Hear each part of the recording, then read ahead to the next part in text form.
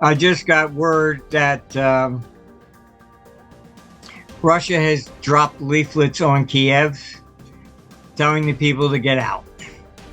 Okay. So we will see. That's what I've been told from Ukraine. Nothing of what you think is real is real. The press just puts out the propaganda the same way as Pravda did during the communist days, in Russia. Look at most of your stories that say, oh, Russia's weak. The source, ISW, Institute for the Study of War. Who is that? It's Victoria Nuland's sister-in-law.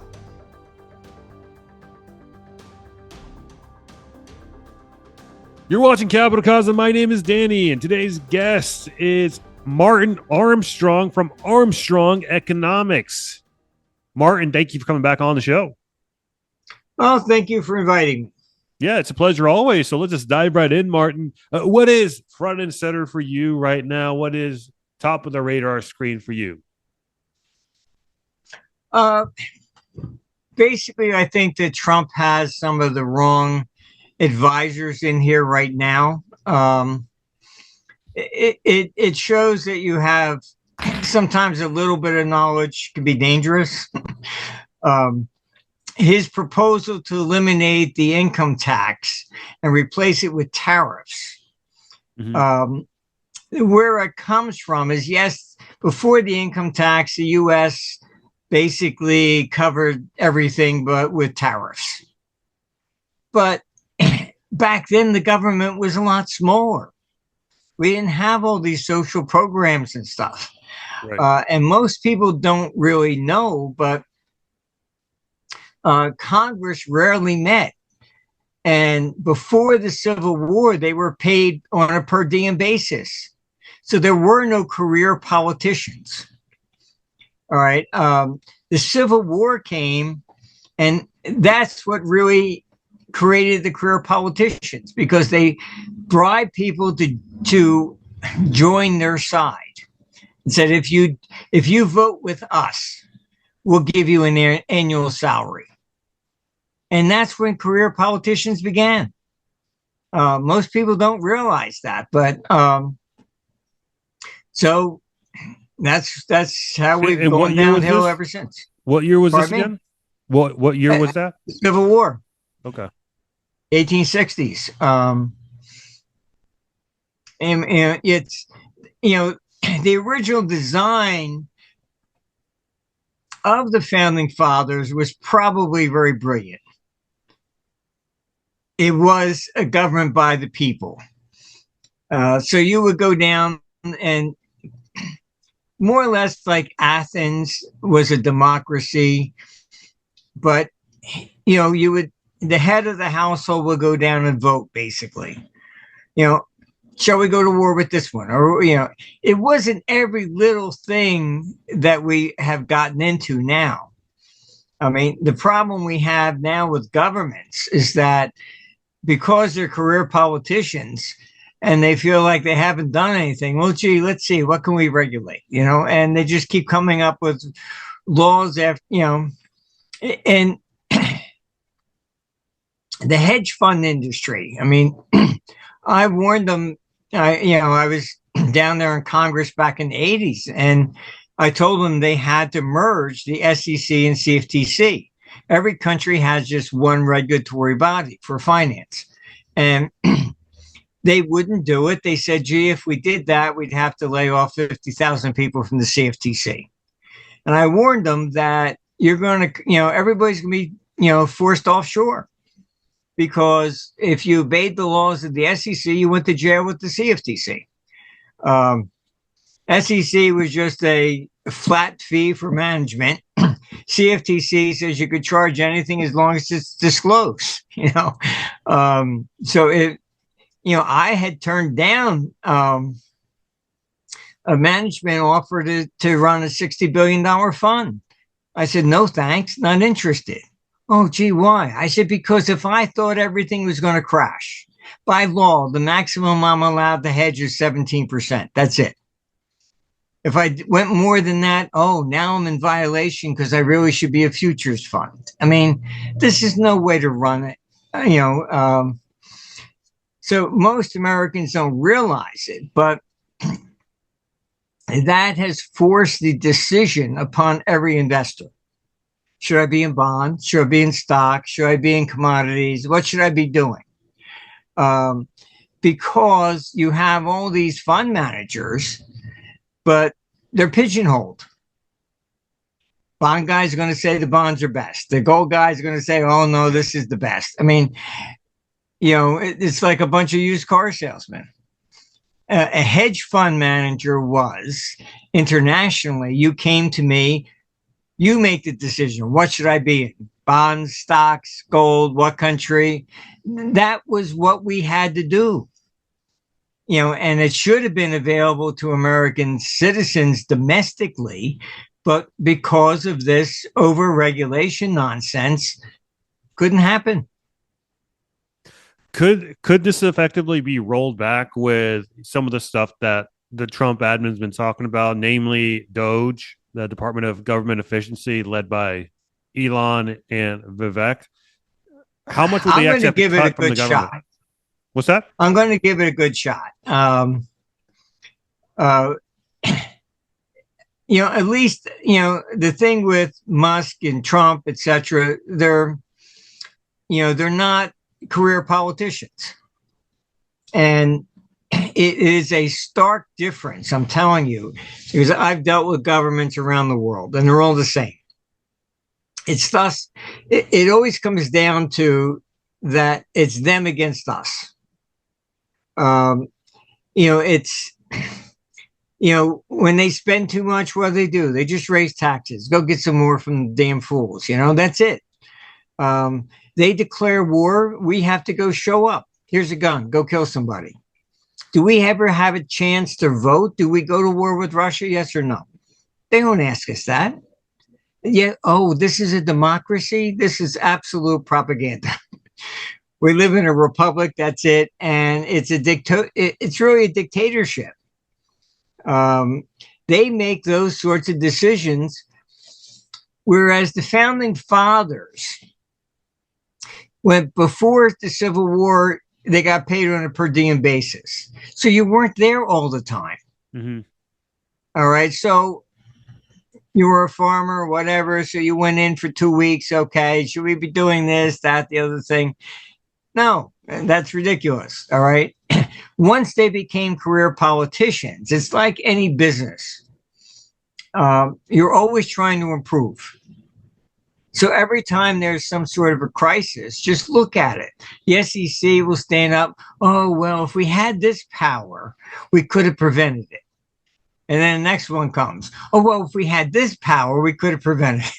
You know, and it just ends up being basically a dictatorship. I mean, they can do anything they want. You know, most people don't realize, but you register with the SEC or CFTC or these agencies to regulate you. What are you doing? You're actually waiving your constitutional rights. They have a right to come in and search your office without a search warrant. Interesting. And I can tell you, I mean, the biggest problem is that they look at us and everybody is a criminal. I used to manage money in the United States before 85. They came in, they did their audit. They said, well, we're going to write you up for improper record keeping. I said, what was wrong? And, oh, your tabs are pink. They're supposed to be red. And I'm not joking. I went through the roof. I said, what's your name? I'm going to sue you personally. You're making it sound like I'm doing something with somebody's money and my tabs are pink instead of red. They didn't write it up. They walked out. But I just sent letters to everybody. I said, look, sorry, I'm retiring. That's it. I'm not going to go through this stuff again. I had a brokerage house in New York. Wrote us up for the improper display of the SIPC sign. because the UPS guy came in, moved the sign over behind the FICA tree, basically, and so he could deliver a package. And they said, well, it's improperly displayed. I said, oh, God. I mean, what brokerage house can exist without SIPC? Well, maybe they didn't know you were insured. Oh, get out of here.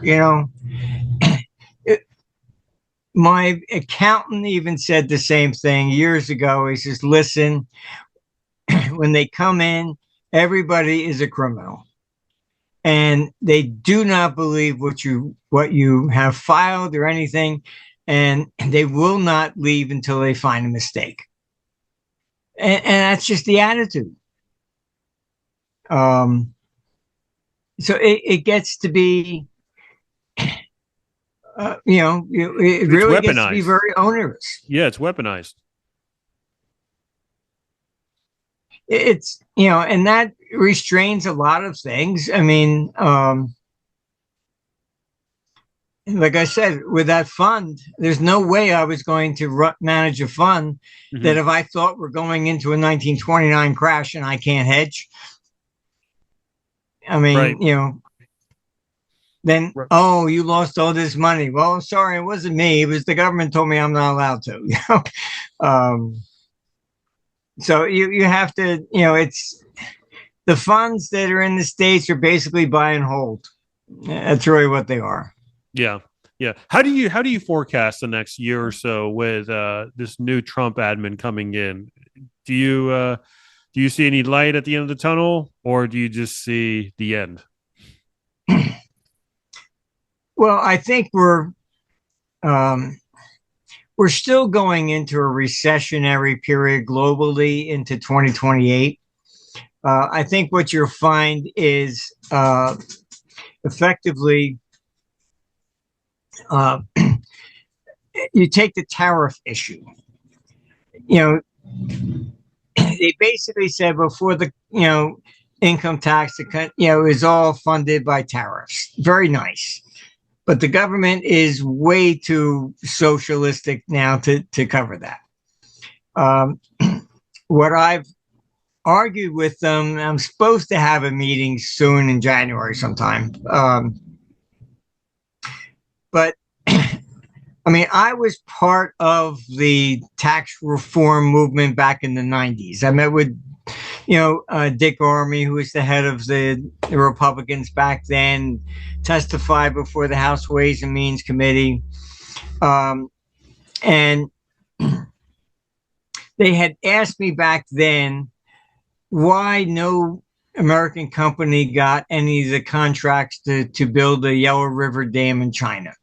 They all went to the Germans. I said, very simple. We tax worldwide income. They do not. So an American company is automatically 25 to 35% more expensive because people got to get your cut. All right. So it's not prejudice. It's not anything like that. It's taxes. So my advice to Trump will be basically forget the tariff nonsense. That will only create a depression outside the United States, and then we're going to have the same kind of problem because it's kind of like the sanctions they put on Russia. Taking them out of SWIFT. So what happened? Energy prices went up. Yeah. And how much revenue could the government take in from tariffs? Like, is there a projected number they're looking at? I haven't looked at that, but it's it's nonsense anyhow. First of all, we have to understand that taxes were only necessary historically when money was gold and silver coin, because the king had to get some back to pay. All right. When you're printing the money, that's no longer necessary. Taxes become a deflationary mechanism. Yeah, and what's happened is we have these old theories of inflation, quantity of money, all this stuff. You still hear from different people. That's all antiquated. All right. And largely because, one, the dollar is the reserve currency anyhow. That prompted some people to come up with this new monetary theory. Oh, see, the Fed increased the money supply, there's no inflation. Because basically the dollar is being absorbed globally. Right. All right. It's not just domestic. But we ended up with this theory of borrowing rather than printing, which goes back to the, really to the days of when money was tangible. And I mean, that was Gresham's law, the basing of the currency, because the foreign exchange rates back then was based purely on the metal content. There wasn't a premium to this coin because England made it versus Netherlands or something. It was just simply metal content. So that's when Gresham's law made sense. All right. So they said, oh, well, we won't increase the money supply. We'll borrow and we'll extract money from the system. So we're not actually increasing it. Very nice. What have you? That ends up destroying the economy. This year, we'll have interest expenditures of over $1 trillion. The national debt when Ronald Reagan came to power was $1 trillion. I mean, it's exponentially moving higher. And the problem will be interest will consume everything. That's how countries actually fall apart. I mean, history is very well documented. You have these other people screaming that, oh, debt is it's so big, it's U.S. is going to, collapse or whatever. They don't even know what they're talking about. The default comes only when the confidence in government collapses. As long as there's still a line there for people to buy the new debt to pay off the, it can be 4 quadrillion. Right. All right. It's when they stop buying. All right. That's when the default comes. When you can't sell the new debt to pay off the old defaults. All right. That's rule number 1 from history. All right. So then you take like these neocons that we have who only, again, everybody in government only looks at things on a myopic basis. They look at their own little issue and nothing else. They don't understand how the world economy functions. So you had them put the sanctions on against Russia. Oh, we'll hurt Russia. Well, you actually are hurting the whole world, including yourself, idiot. All right. Then they threaten, China, well, if you help Russia, we'll do the same to you. Okay. You just created the incentive for BRICS. All right. All these countries are suddenly saying it's got nothing to do with, dollars back, not back. That's all nonsense. It's geopolitical. If I don't do what Washington tells me, they've removed me from SWIFT. All right. So India, all these countries are joining BRICS because they realize the Biden administration is basically a terrorist organization itself. And so these idiots, you had China dump $53 billion of U.S. debt the first quarter. It's going to be interesting to see how much they have sold all year when we get those numbers. Then what happens? Connect the dots here. The Fed lowers rates, 0.5 point, big drop in September. Then again, look at the 10-year. Interest rates went up, not down. Why? Because you're looking at them threatening sanctions on China. If China's not buying, somebody else has got to buy. If they're going to buy it, guess what? You're going to have to pay more interest. Interest rates go up on the long term. Then, secondly, you got the threat of war. Every time you have war, what happens? Interest rates go higher. So look at the spread between the 3 month and the 10 year. All right. There are different psychological reasons why you buy one versus the other. And when you're looking at major, holding government debt for reserves and central banks, they're looking at usually the 10 year. All right. Sorry, rates are going up. Now, filter that into the economy. $1 trillion in interest expenditures. All right. You'll get the typical Keynesian economics guy. Oh, well, that's stimulating the economy. You hear it with, oh, well, we're not really giving Ukraine the money. It's going to the industrial complex that we build stuff and then send that to them. All right. So they keep trying to pretend you're still stimulating the domestic economy. Sorry, 70% of the U.S. interest is going offshore. That's 700 billion that's going to flee the country this year. Wow. Do we get to yield curve control at any point? No, capital controls. Okay. You'll usually see capital controls during period of war, which I'm concerned about. But I mean, that's also why Bitcoin has risen a lot. You have to understand that if you dig a little bit deeper, how did Bitcoin really take off? Most of the transactions were coming out of China. Okay. Why? Because the Chinese figured it out. I can buy the Bitcoin here, but I can sell it in the United States and get the money out of the country. So it was a great money laundering scheme. Europeans are starting to realize that, because once you put capital controls on, you can't buy so much in foreign currency. You buy the Bitcoin and you sell it someplace else. We used to do that to help the Japanese reduce the trade deficit with them. We buy gold in New York and we'd sell it in London. All right. It didn't matter what you bought in the United States. They're just looking at the amount of dollars going in and out. That's it, not what it was.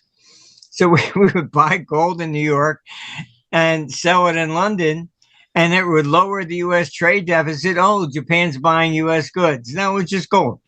But if you understand how the mechanisms work, it's very easy to advise people, on a global scale. I mean, there's nobody at the dock counting the number of Toyotas coming in or out. They just look at the dollars. That's it. How much came in, how much went out. Now it's a trade deficit. I showed them in Congress before. We didn't even have a trade deficit. If you allocated trade according to the flag the company flew, we had trade surplus.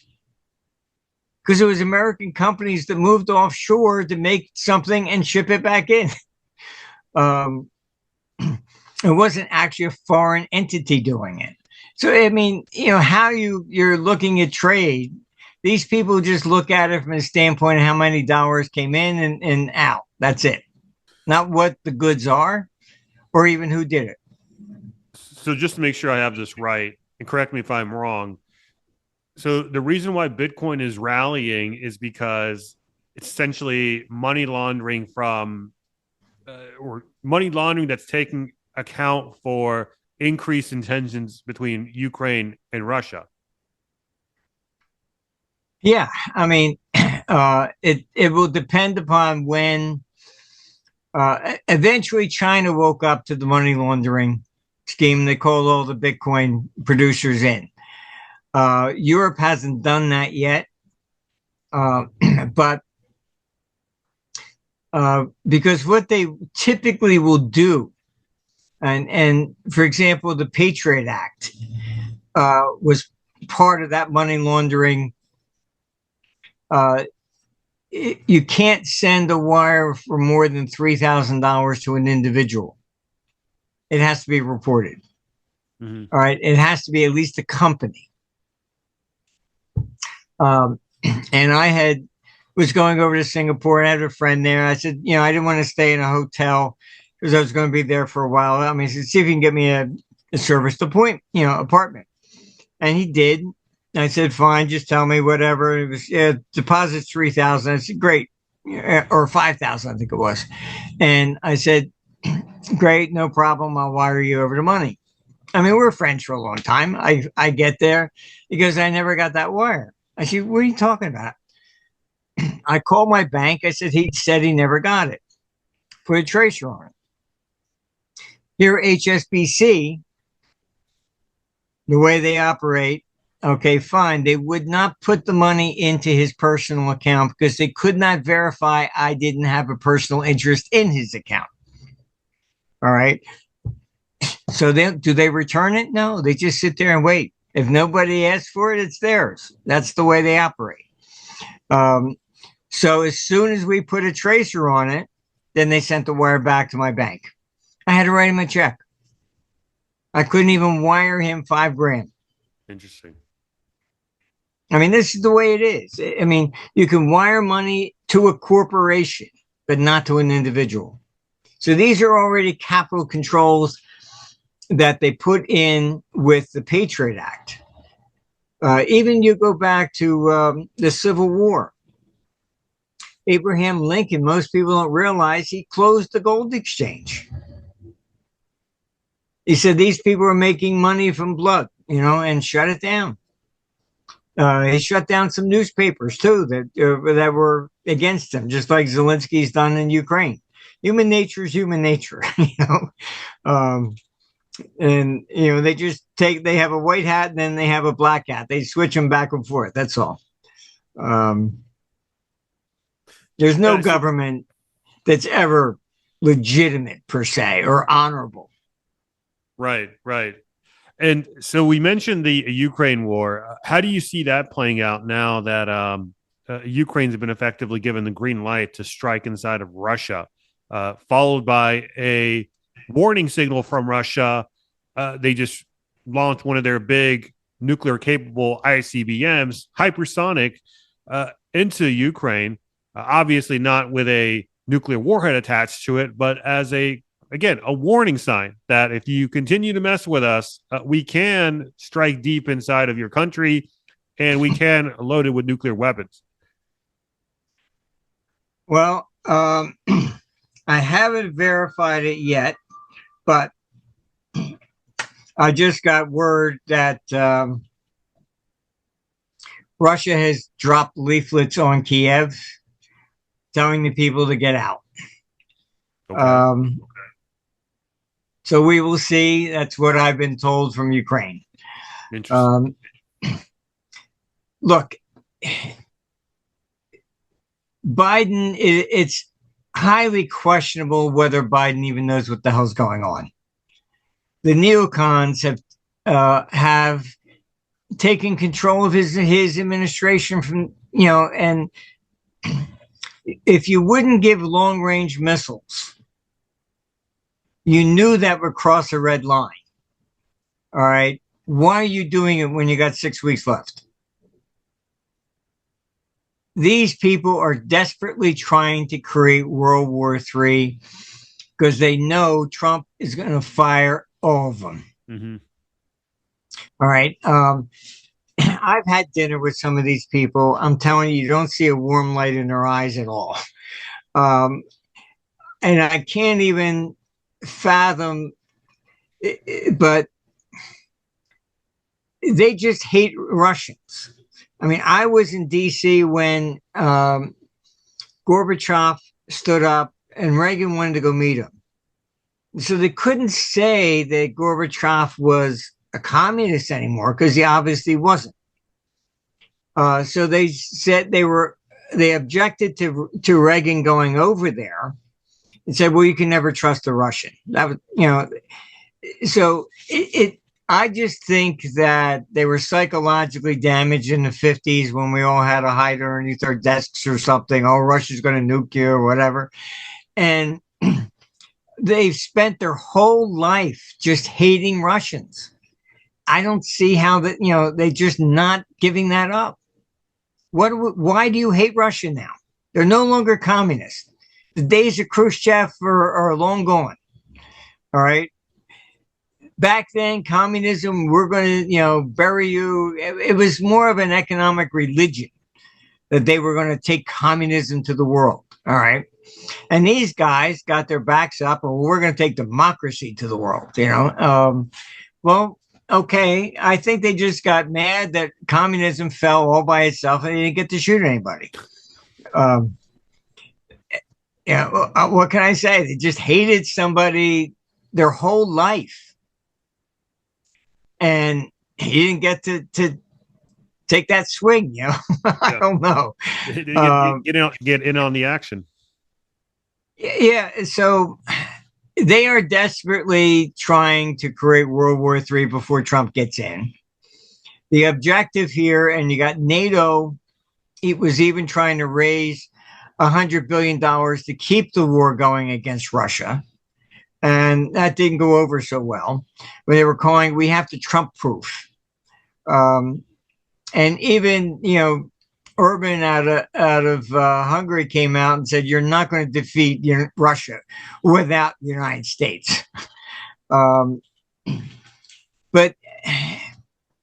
look, I put a tape of two tapes of Lindsey Graham, who's one of the top neocons.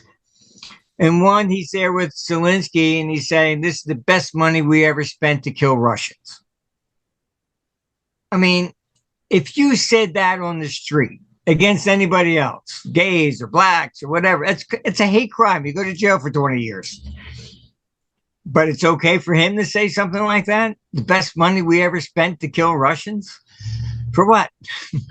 And then he's on Face the Nation, and then he says there's 10 to 12 trillion dollars worth of assets under Crimea, which is a gas field. And then on national TV, he says, well, we can't allow Russia and China to get that.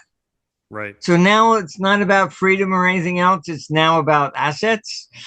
And the rare earth minerals underneath Ukraine too. Yeah, I mean, look, Zelensky's, when he ran for office, you can Google it, you'll see he ran on peace. That's what the Ukrainian people wanted. All right. He's done everything to create war.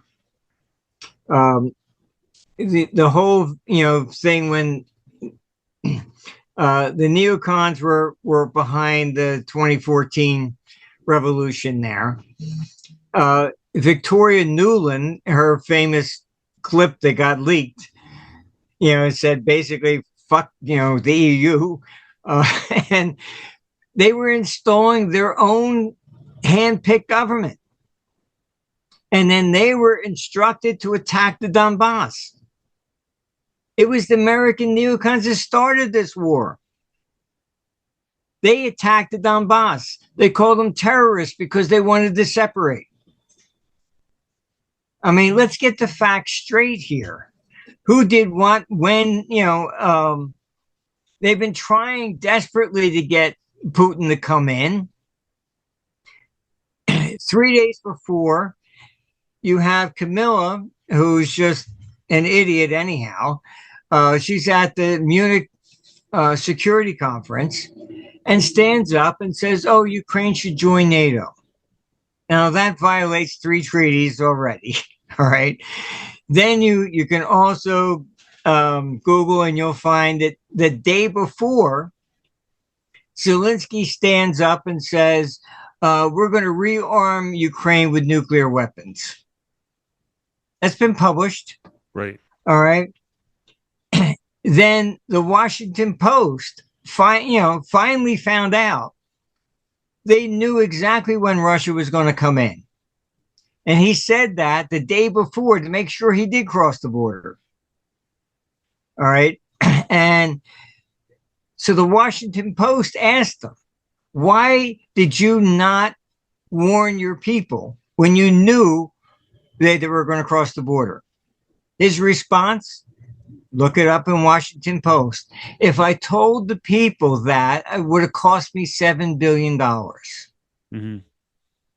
So in other words, you wanted civilians to be killed so you could say, look how bad Russia is. Because it would have cost you $7 billion the other way around if you told them. Look, I mean, and $7 billion, I mean, in the grand scheme of things, is nothing nowadays. Like on a sovereign basis. No, I know it's. Look, I don't care what government you look at; they all will act in their own self-interest. Period. It doesn't matter what color your hat is or what side you're on.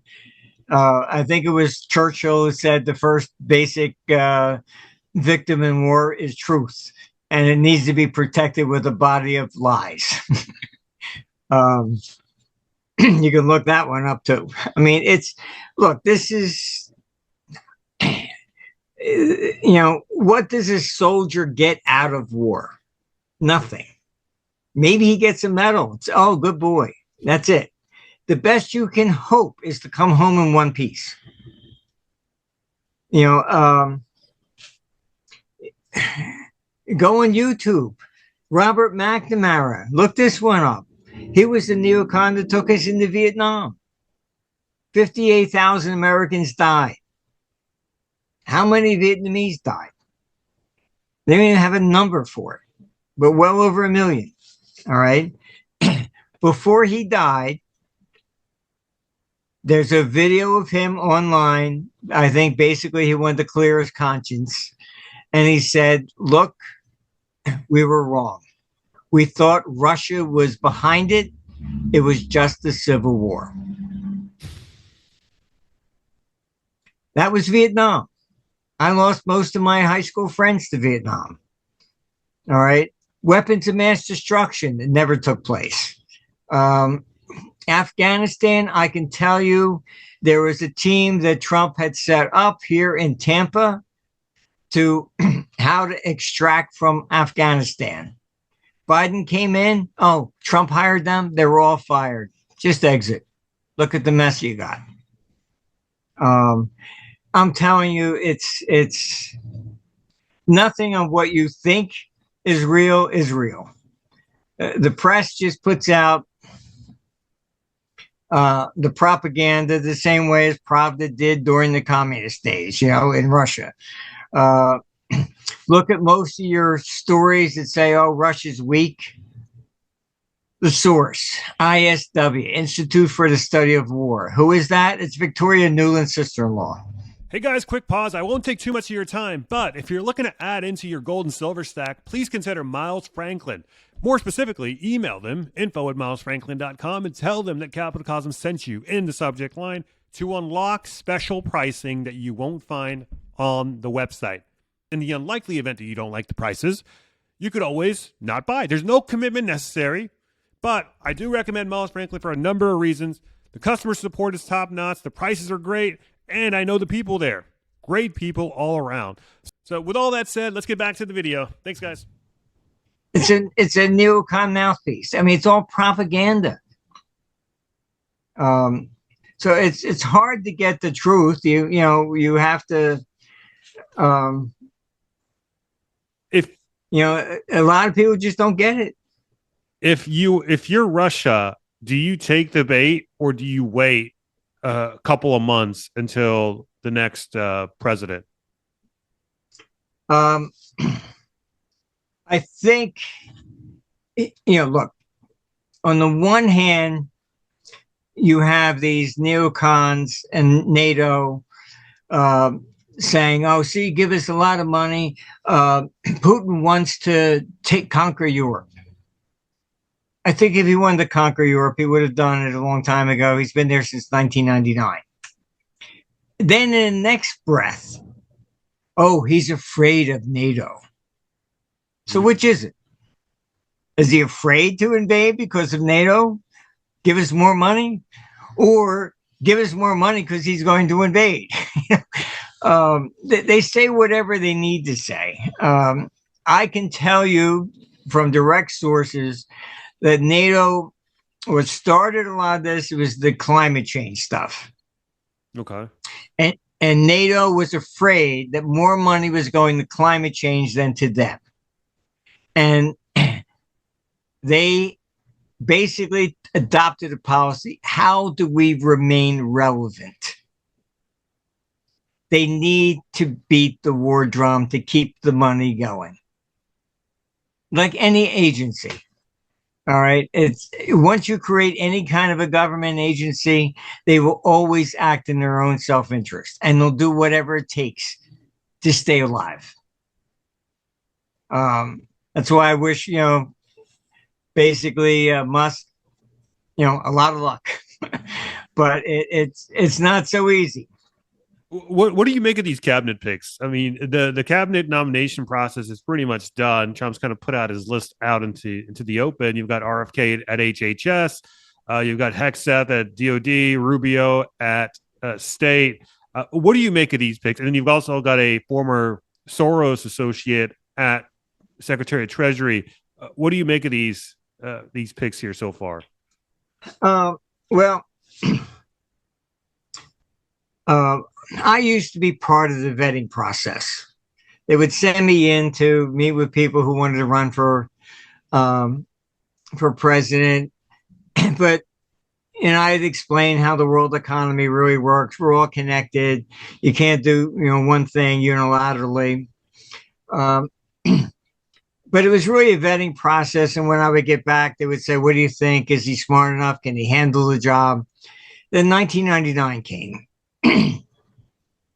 And I was asked to go down to meet with Bush Jr. Mm-hmm. They said, "Oh, but this one's different." I said, "What's different?" "Oh, he's really stupid." And I said, "Why would you make somebody stupid president?" And they said, "He's got the name so we can win." All right. Look, Obama, you can Google that. He'd never, I think about 40% of his morning briefings, he never went to. This is what they want. They want an absentee president so they can do whatever they want, which is what you see going on with Biden. All right. So these people picked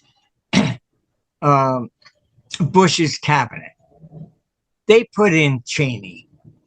All right. I was even asked at the time if I would accept the chief economic advisor in the White House. I said, "No, thank you. I'm not giving up my company for this." So I know the process. When Trump first went in, they picked his cabinet. "Oh, you don't have, political experience. You need to give confidence to the world that everything's going to be run by, qualified people." They stuck in people like John Bolton, all the neocons. And I mean, Bolton wanted to start World War III because Iran shot down an unmanned drone. And this is why Trump is picking his own cabinet now. If you understand what happened before, you can see what he's doing now. He's picking a cabinet, but not letting them do it. But isn't Rubio a neocon too? I mean, isn't he very hawkish on Russia? China more. I mean, look, I've had communications with Rubio. He is, to me, he's not a hardcore neocon, but he certainly leans in that direction. Mm-hmm. But he's more anti-China, I think, than Russia. And I have had meetings with some members of Congress, and it's interesting that they've been told that there would be World War III with China, not really Russia. Okay. And I've explained, I'm sorry, that's a diversion tactic here. They are trying to create World War III with Russia, not China right now. They're asking China, please wait your turn, then we'll get to you. Basically. I said they're just pointing you in the wrong direction, so you're not paying attention. So I mean, I've always had deep contacts from just about everywhere around, but I think they've all come to us from one reason or another because the computers, forecasts, etc. So they always want to know what it's saying. I mean, even before the election, about 2 weeks before, the Democrats were telling everybody in D.C. that they were going to take both houses and the White House. I got calls. Are you sure? Your computer says I don't care what they say. It's going to be a clean sweep. Trump will win. All right. When it does, they go, unbelievable how your computer does this. It just looks at the numbers, the economics. I'm sorry. If you want to call somebody and take a poll, if you did it only in Washington, D.C., you'd be lucky if Trump got 5%. You can skew those things any way you want. They're not, and I've watched these polls. The computers beat them every time. Hillary, she was going to win. Newsweek, I have a few of the magazines with her picture on the front, Madam President. I think they go for a few $100 now. But Brexit, every newspaper was against it in Britain. Everyone. This one here, I mean, The Economist, they were all out for, Trump's going to lose. Did the computer model pick up Trump losing in 2020? 2020, yes. You can go on online, you'll see it as it was not a loss, it was 50-50. I said, this one is showing very tight. And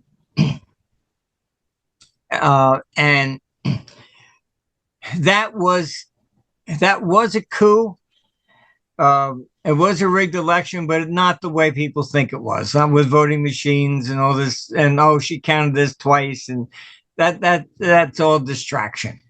The way they stole the 2020 election was in Congress, in the count.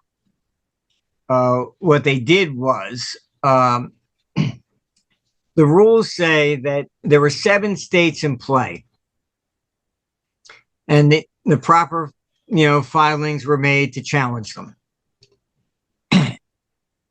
By law, if a state is to be challenged, it has to be debated on the full floor.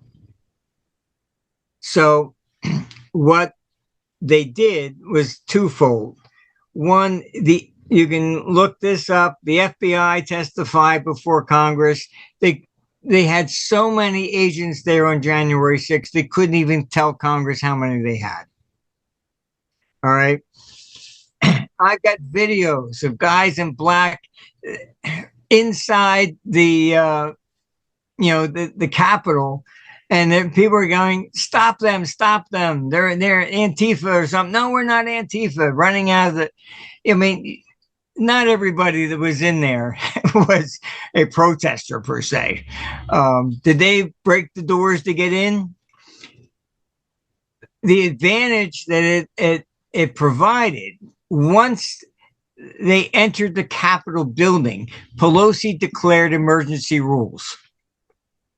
Emergency rules overrode everything so that she was shutting down the ability to challenge any state. Then, on top of that, she put in COVID rules. No more than 53 people could be on the floor at any one time. So how does the Constitution, if a state is going to be challenged, how is that debated before the full House if she's only allowing 53 people there? That was the coup. The January 6th was not orchestrated by Trump. It was orchestrated by basically the deep state, encouraged so they could pull this off with emergency rules, and then COVID rules, so that even if the January 6th didn't happen, they still couldn't debate it on the floor. Is there a chance that we don't see some of these cabinet picks go through the Senate confirmation process? Maybe, namely like people like RFK. Do you think they'll actually make it through Senate? Uh, Trump is seeking to put basically recess appointments. And because what they did before, anybody that he wanted to put in, they could just delay it. And they delayed some for almost 2 years. Mm-hmm. And he's basically saying, you're not going to hand, stram me at this point in time. So he's demanding recess appointments where he gets to put them in now. So that's going to be a very interesting battle. But you're looking at, Trump is not facing just the Democrats. He's facing the rhinos. That's why Mitch McConnell created this election to replace him before anybody else got in. All right. So he could, because Mitch McConnell is a rhino. To me, he's a traitor to the country. I mean, he's really, he's one of the guys. I think Ukrainians have told me they hate Zelensky because they feel that he's a traitor to their country. He only takes orders from the American neocons. That mainly surfaced after where there was a peace deal and Boris Johnson hopped on a plane, went over and said you were not allowed to do that. Over 1 million Ukrainians have now died since then. So even Zelensky came out and said, no, I can make a decision for peace if I wanted. He can't. All right. And so Ukrainians basically view him as a traitor to their country. There was an attempted coup to assassinate him on May 7th, and he fired his head of security. He no longer trusts Ukrainians. His bodyguard is now Americans. Mm. And to quote one Ukrainian that I spoke to, he said, if Zelensky was on fire, he wouldn't urinate on him until he was dead. I think I would say the same about Mitch McConnell. Who is this new Senate majority leader that they installed in, this Thune guy? What do you make of him? He's another McConnell, I think, unless he's going to really change. But they picked the most anti-Trump guy they possibly could. I see. Well, Martin, let's also really quickly get your thoughts on the gold and silver market. Gold it seems like it's rebounded from its $2,500 level lows post-election. What's going on with the gold price action as well as the silver price as well?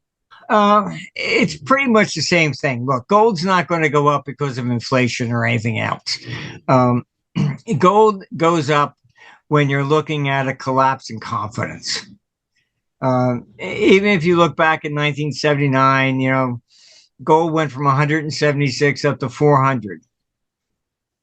Went from 400 to 875 the last 6 weeks when Russia invaded Afghanistan.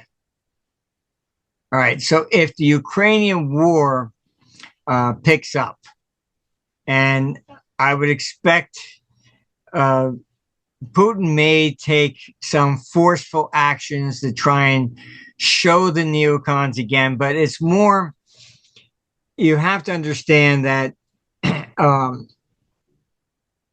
Putin is between a rock and a hard place. The people behind him, Russia has their neocons like we have ours. All right. Putin is not a warmonger. That's why the people cheered him. He wasn't a communist. He wasn't an oligarch. And he has tried to prevent World War III. My concern has always been that if there was any kind of a coup, against him, then you're going to get a neocon on that side, and then you better hide underneath your bed. Um, The so my neocon in Russia concern, is what you're saying. yeah, I mean, you get their neocons up, and there's going to be theirs against ours, and it's going to be shit flying all over the skies, you know. But uh, I think he will probably make another strike to show that not just the West as a warning, but also to placate the hardliners behind him. That he's not just a pushover. And so that you may be seeing maybe by the first week of December. But I would say that if Trump gets in and Putin at least does sit on his hands and they can't create some sort of false flag to say that Russia hit NATO or whatever, then gold would back off a bit, and then it's going to probably pick up again by 26, and then you're looking at gold taking off again. But just look at gold as a neutral player in a field of geopolitics. You don't know who's going to win. And when you get into war, the debt rises dramatically. Right. So you're better off in gold. And it's got nothing to do with inflation or something like that. I mean, it's more of about who survives. Yep. And when it comes to making a deal with Russia, what could Trump possibly put on the table that Putin could accept? Have you heard any insights from your connections in terms of what Trump plans to put on the table for Putin? Well, I've basically said, look, just honor the Minsk agreement and it's over in 5 minutes. I mean, I think it was appalling. I think, Putin will trust Trump. He does not trust the rest. I mean, look at how many treaties we signed. Merkel, I couldn't believe it, came out and said, well, the Minsk agreement, yeah, we agreed to that, but it was only to buy time for Ukraine to build an army so we could wage war. That was it. I mean, I can't imagine a head of state coming out, yeah, we signed this treaty, but we really didn't intend to honor it. Right. Then why would you sign another treaty with them? Yeah, it kills your credibility. Yeah, I mean, the West it's lost all credibility in this kind of stuff. So hopefully that is the biggest thing that Trump can bring to the table. And so I think Putin understands that. He knows, as much as I know, I'm sure, and probably much more, from an intelligence standpoint, that the whole problem is that the Biden administration there's been a coup. Biden's not in charge, neither is Camilla. And who's making these decisions? As far as I know, Biden didn't come out and said, oh, well, I'm giving them long-range missiles because of this. Were the undersea cables being cut in Europe the other week? Was that a warning signal from Russia, or what exactly was that? Everyone's basically saying it was really China, but China, maybe as a surrogate. But look, I mean, you take Nord Stream. The U.S. took that one out, but the second one is there. Germany won't turn it on. Their hands were slapped. No, you're going to buy gas from the United States, no longer Russia. So it's there. They're paying 3 times the price. I see.